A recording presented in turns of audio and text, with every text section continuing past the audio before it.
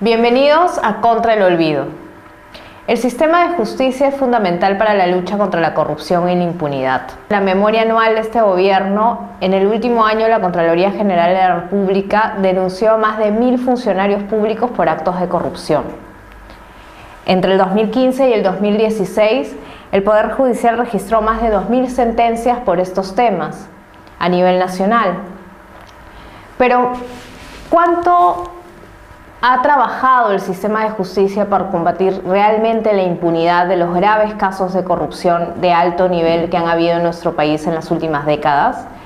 La injerencia política sigue siendo un elemento fundamental que dirige o condiciona el accionar del Poder Judicial, de la Fiscalía, del Ministerio Público, de las Fiscalías, del Tribunal Constitucional y otros órganos del sistema de justicia. Para hablar del rol y de las necesarias reformas en la Administración de Justicia para garantizar que no haya impunidad ni corrupción en nuestro país, tenemos esta tarde con nosotros a la magistrada Antonia Saquicuray, quien ha sido también jueza anticorrupción y conoce de estos casos. Buenas tardes, doctora. Muchas gracias por estar con nosotros. Gracias a ti por la invitación. Una primera pregunta que yo quería hacerle tiene que ver con: se ha hablado siempre que es necesario reformar el sistema de justicia, y uno de esos elementos de la reforma tiene que ver con cómo se designan a los magistrados, a los jueces y a los fiscales que ven los casos. Siempre se ha hablado de un componente muy fuerte de injerencia política. Ahora se plantea una reforma desde el Ejecutivo que está en pleno debate, que señala que los magistrados del Consejo Nacional de Magistratura, que es el ente que designa jueces y fiscales, serían designados por el poder político y por el sistema de justicia. ¿Cuál es su opinión sobre este planteamiento y cuánto puede fortalecer o debilitar el sistema de justicia? Creo que todos los gobiernos en todas las épocas tienen como meta principal reformar el Poder Judicial, pero lamentablemente no tienen políticas claras cómo reformar el Poder Judicial.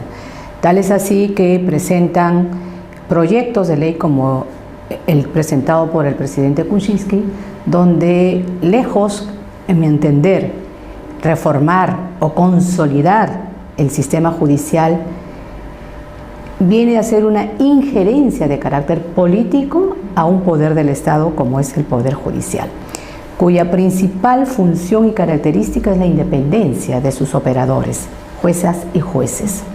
Entonces, siempre se ha utilizado como eslogan para reformar el sistema de justicia el interés nacional, el interés de la sociedad de tener una justicia más predecible.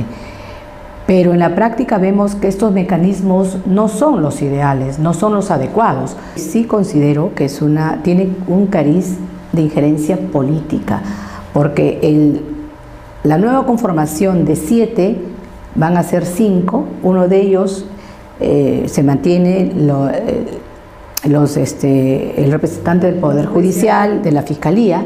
Ahora se agregaría el del Poder Ejecutivo y del Poder Legislativo, y estos 4 elegirían a un quinto.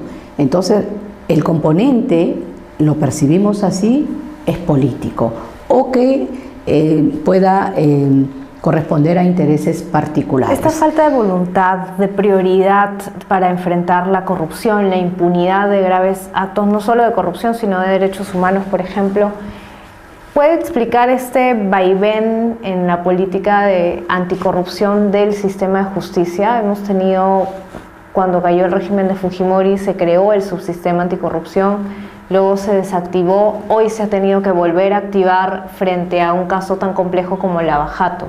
¿Ese vaivén se explica en esta falta de voluntad? Creo que el trabajo en conjunto, respetando sus fueros, fue importante. La Fiscalía con la Procuraduría hicieron un gran papel.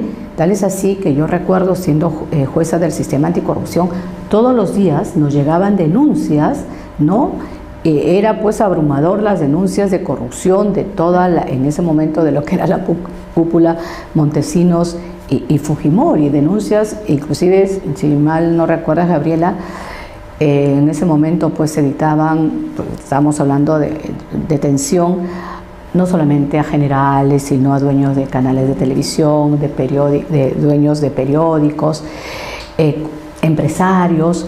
Entonces, sí hubo, creo yo, un trabajo coordinado entre la Procuraduría y la Fiscalía que lamentablemente con el tiempo ha ido decayendo. Pero nuevamente se depende de la voluntad, ¿no es cierto? Como usted dice, este gobierno ha tenido que reaccionar frente a un escándalo judicial de corrupción que ha estallado a nivel mundial y que ha afectado, y que en el Perú tenemos a 2 expresidentes con mandato de prisión preventiva.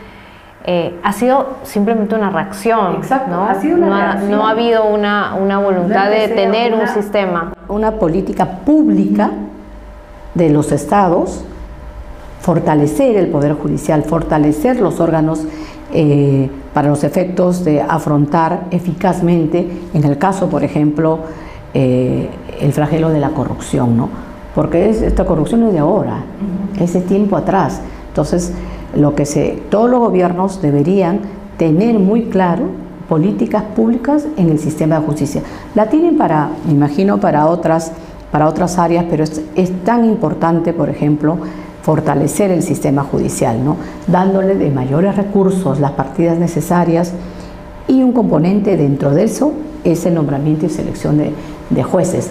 Y lo que más fácil, creo yo, es simplemente designar políticamente, designar que sean 2 personas del Ejecutivo y Legislativo para el nombramiento, cuando en la práctica va a ser una injerencia total. Si no hay que olvidar que para la elección de los miembros del Tribunal Constitucional y del Defensor del Pueblo no se ponen de acuerdo y ha demorado años en nombrar a estas personas. Imagínate si ellos van a tener la posibilidad y la capacidad de nombrar a cientos de jueces y fiscales. Para terminar, doctora, porque el tiempo es corto y cruel, ¿qué es lo que se debe priorizar en esta reforma del sistema de justicia pensando en combatir la impunidad de los grandes casos de corrupción? Mira, y lo que se ha dado este proyecto de ley es precisamente fortalecer o reformular a los miembros del CNM, porque ellos son los que van a elegir a los jueces y fiscales. No olvidemos que este año van a convocar a 4 plazas para vocales supremos, nada menos. Es una nueva conformación de la Corte Suprema que para mí es prioritario e importante, porque son ellos los que van inclusive como poder a representarnos.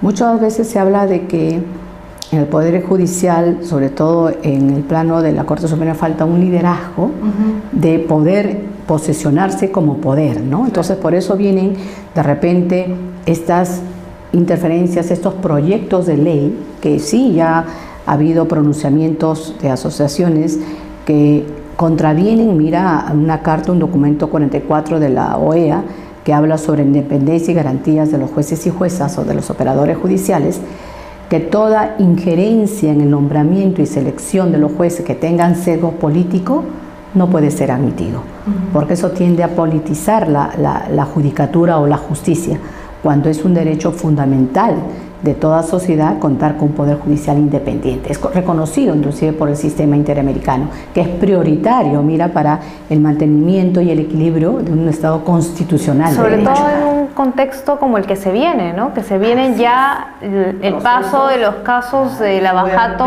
de la Fiscalía al Poder Judicial. Que se necesita contar con un Poder Judicial independiente, honesto, probo, igual que una Fiscalía, ¿no? Que esté a la altura de llevar a cabo estas grandes investigaciones, porque sí, ahí se va a tocar pues con intereses fuertes, intereses políticos, económicos. Entonces, las personas que van a tener a su cargo deben ser personas pues que sean las mejores personas en el campo, ¿no?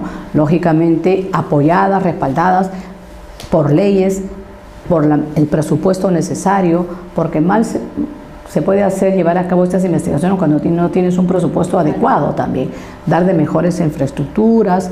Yo creo que es todo un componente. Los jueces, como se dice, nosotros aplicamos la ley, ¿no? La ley es quien la da en el Congreso.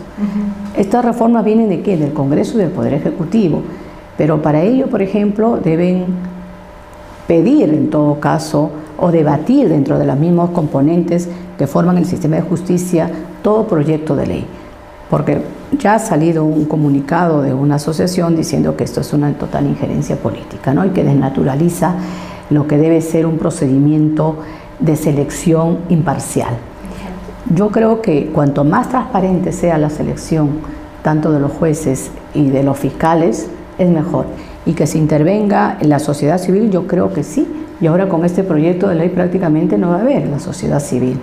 Sí, entonces eso se vuelve la transparencia de los procesos. Exacto, yo creo que mientras más transparencia haya en una selección, mientras más transparencia se vea quiénes son los que van a integrar el Consejo, cuál es su hoja de vida, eso es importante, ¿no? Muchas gracias, doctora Sequicuray, por estar con nosotros esta tarde. Estoy segura que la vamos a tener nuevamente en varias emisiones para seguir profundizando sobre el tema judicial. Le agradezco. Gracias. Amigos, con ustedes nos encontramos nuevamente el próximo miércoles a las 3 de la tarde en Contra el Olvido, aquí por Gran Angular. Nos vemos.